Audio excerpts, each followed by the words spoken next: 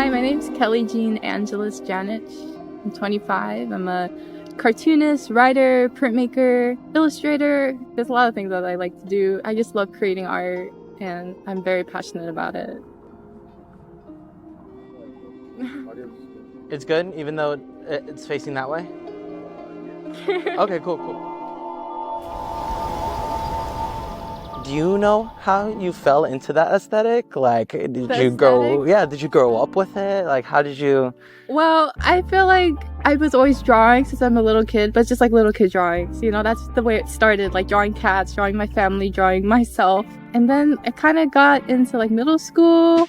Then I got really into warrior cats, and I was drawing a lot of cats and animating and uploading it on YouTube. But to like define my style, I feel like it didn't come till college. I think like just drawing constantly and like getting into observational drawing, like drawing what I see. It really helped improve my skills, and because I'm also becoming serious about drawing what I do and like finding my voice and like what I want to share with people.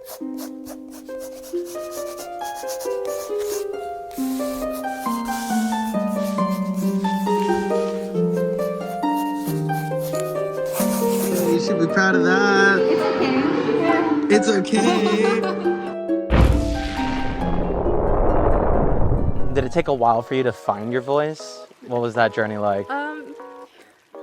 It's still a journey that is happening. So you're from California? Yeah, I'm from Southern California. I was born in Thousand Oaks, and then I moved to like Huntington Beach, and then I moved to Covina, West Covina, like Inland Empire. That's where I kind of grew up. My parents divorced when I was really young, since when I was like 9, and then I lived with my mom, and I was going back and forth between 2 different places, like for most of my life growing up. I was checking out your work on Instagram, and you have a lot of cool, just amazing short films. And you get really experimental with that, and I would love to know more about your experimental side. Oh my god, experimental animation is still something I'm dabbling into, and that's why I love animation, because that's something that I can do in my medium. Like, I can make characters, I can write stories, I can draw like environments. Sorry, that's the word I'm looking for, environments. Motifs that I notice in your work: astrology, or no, not astrology, just space shit, it's wonderful. I want to know about that, and it's just so whimsical. There's a lot of cats and all of that. Is it just like, has that evolved, and you started seeing this like repeat in your work? Yeah, okay, when I draw, I'm between 2 different points. Like, for one, it's like, do I let my mind shut off and let my hand do the work and not think about it, or do I have something in mind that I want to draw? Like, there's 2 different points for me, and like it's like finding a special balance, because there's like that unknown, like when I put my pencil on the paper, it's like unknown what's going to be made.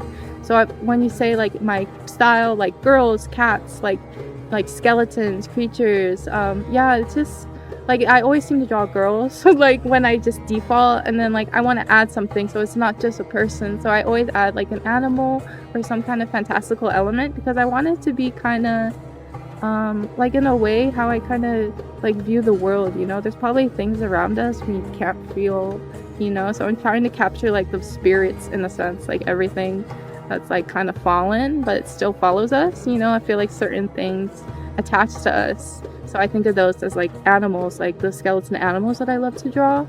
I like to think that like they're just almost like familiars, but not really, because they're not there, but they also are there. Right. I love that. It's just kind of abstract, something I've been thinking about, actually.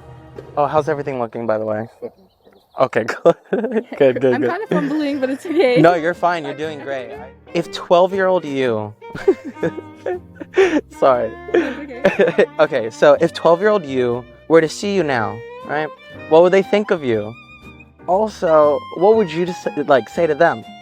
Yeah, that's a good question. I think, okay, first off, if 12-year-old could see me now, they'll be like, dang, like, you're really good at drawing now. Like, oh my gosh, like, I can't believe you can draw like that. Like, I think that's what 12-year-old me would say, because I've been in school for so long. It's just a long journey. I think she wouldn't have seen it any other way. Like, there's no other way that it would have played out. And if I could tell her something, I would tell her that play lots of games, watch lots of movies, read lots of books, like, just be inspired. Because when you grow up, you're really gonna buckle down on like creating, and you're not gonna really have free time, at least in my sense. You're not gonna have free time for like lots of movies or like playing video games for like 8 hours straight, you know, or like binge watching stuff. Like you're gonna do things in like increments, I think. And then when I do art, then that's when like I spend 8 hours on something is when I'm like doing art. Yeah, I would just tell her like enjoy your life, enjoy things you enjoy, and like find time to have fun, because when you grow up, then it's time to be serious.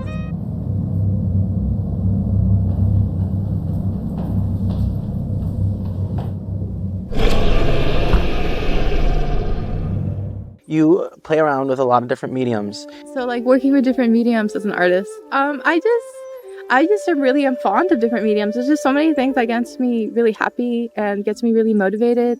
Like I love animation because I like storytelling, I like characters, I like movement, you know. I like with animation that you have to watch it from beginning to end, you know. That's the experience, like for it to be there, you know. That's what makes animation so special to me. Then it's in your memories, and then it's in your subconscious. But then I also like physical things. Like I really like holding things, and like I like the idea of like an artwork taking up space, because I feel like for most of my life I've always been like kind of shy and like not wanting to bother people, like being kind of shy, not wanting to like not take up a lot of room or anything, right? For physical art, it's just tangible, I guess. Like it's something that can last. Like even when you go away, it's still gonna be there. So that's what I like working with those physical mediums, like digital and then physical. Printmaking's really big because I'm a big fan of texture. Because like when I draw something digitally and I want to bring it to a finish, I feel like there's more that could be added to it. Like I'm not that satisfied with like a digital print, so to say, versus like screen print or an etching or a lino cut. Like I feel more connected to my art when I'm making it in that kind of way. Even when I'm hand printing it, like not with a machine or anything. Like I feel more connected with my art, and I feel like it has more of my energy, so to say, like transferred onto it. Yeah. There's this one film you got where it's stop motion and it's flat. And it has the 3-headed dragon. Yeah, it's a 7-headed Hydra. 7-headed Hydra. There we go. Could you tell me about that piece? Yeah, I love it. You love it? Okay, yes. Cool. Yeah, 7-headed Hydra. I forgot where I got the idea for that. I think it was like some movie my dad mentioned from like the 60s. Jason and the Argonauts. Jason, threatened by the 7-headed Hydra. So then I drew some up, like some of them had legs, some of them maybe like wings, but I went for like a snake kind of Hydra, because like it'll be slithering around, and like it was really cool to do that with paper. Like I had to think of all the joints and like putting the glue and like finding out where to articulate it. And I really liked animating that one because it was my first try for like stop motion animation. Like to work with like what's already there was really fun. The world is harmonious, divinely ordered, following mathematical principles ingrained in our everyday life. You have the universe, there's numbers, you talk about... the sacred geometry. There we go. Yeah, tell me about that. Yeah, okay. Oh my god. So I'm obsessed with this book. I went to LCAT for 1 year and I took a math class. And it was a really fun and hard math class at art school. But I did a presentation on the number 7 and I read this book and I read that chapter and I bought the book after my presentation because like I want to read this whole book, and they're about all the numbers from 1 to 10. The geometry of 4 manifests itself as matter and earth. Oriented in 4 cardinal directions, the ground below supports stability and solid structure, providing the basis for material to exist. 5 represents a new cosmic design, the introduction of life itself. Nature labels everything with a cosmic calligraphy, but we generally don't suspect even the existence of the language. Nature follows pattern and number. Absolutely. And how it's just recurring and how it's just like structures our world in that sense, like this mathematical concepts. So that's what inspired that one. And I just wanted to like present the idea to people because maybe they haven't heard of it before. And like they say like the universe is a mystery, but it's no secret. Nice. Yeah. What's it like having friends? and significant others. And do you recommend to like that to others that are trying to get into your life, like your lifestyle? Okay. Well, like friends versus significant others is totally different. Right. Because like I don't have the best history with significant others, but friends, I think friends is so important. I like kind of like deeper conversations, like how we can discuss like our like vulnerable parts of ourselves, like maybe things we don't necessarily want to share with other people. Significant others, it's hard with significant others because I just always want to be drawing. Like I want to be alone and I want to be doing my thing, and it's hard because I can't reciprocate the type of love they want. So, and then we end up maybe having conflicts or even fighting just because they want something from me and I want something different. I don't know, it just doesn't line up. But maybe someday like a significant other could help push me and be my best version of myself in a way. Mm-hmm. Like maybe they can help me with my art and I can help them with whatever they're doing. Like it would be like double, and maybe they can understand too, like just alone time. A lot of people don't realize how much time you need to put into yourself, and it just feels selfish to them, and it's like you don't realize like this is sort of part of it, and so that rubs off people the wrong way. And I feel like a lot of times they figure out that they're not as creative as they thought they were because they don't live the life that you're living, or think the way that you do. And so it gets so hairy. It's just hard. It's like a rabbit hole I can talk about, but it's just helpful to share what I've been through because it helps me kind of move past it.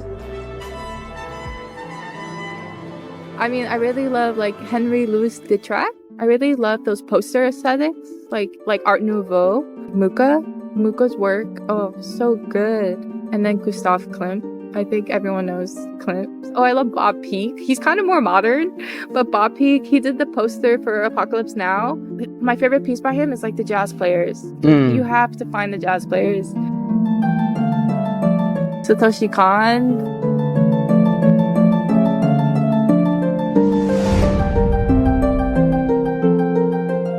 My favorite, Masaaki Yuasa, I think. He did Mind Game. 美和子、それ弾けんのか？もちろん。泣く子も黙る冗談じゃ。我は古本市の雷。死んだんですか？ He worked on the new Scott Pilgrim anime on Netflix. Nice.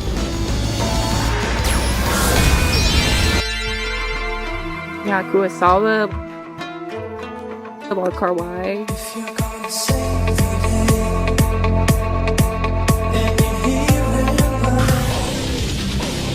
My favorite is like hardcore screamo music. It's called scrams.